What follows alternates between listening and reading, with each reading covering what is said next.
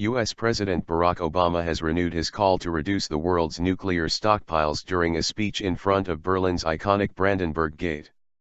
Obama pledged on Wednesday to reduce the number of nuclear weapons held by Russia and the U.S. by one-third during a speech which used the theme Peace Through Justice.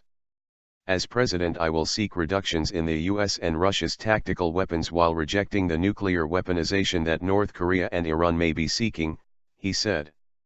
He also called for a global reduction in the manufacturing of materials used in the construction of nuclear weapons. The speech also included pledges over tackling climate change, which the president called the global threat of our time, and unemployment.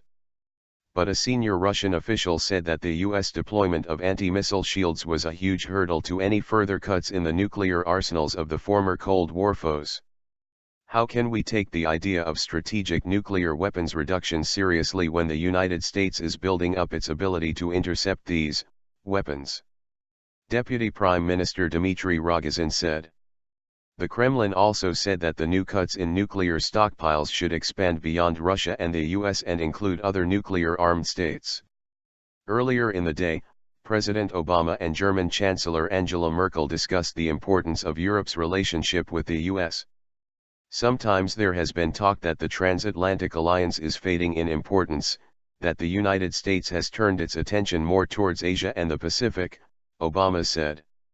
In conversations with Chancellor Merkel and earlier with your president, I reminded them that from our perspective the relationship with Europe remains the cornerstone for our freedom and our security.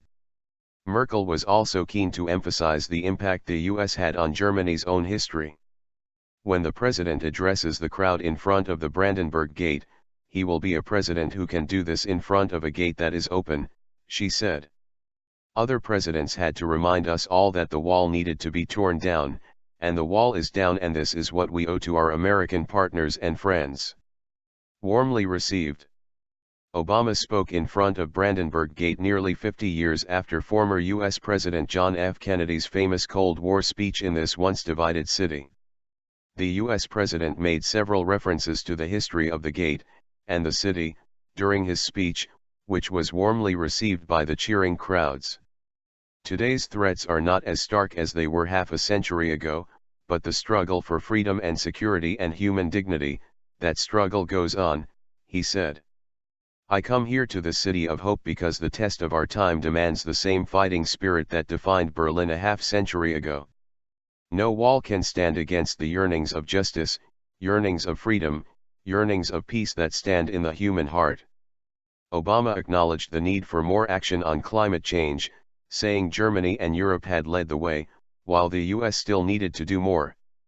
He also addressed the recent National Security Agency scandal, saying that the spy programs confront real dangers, while acknowledging that the government needed to address concerns regarding privacy versus security. This is what makes us different to those on the other side of the wall, he said.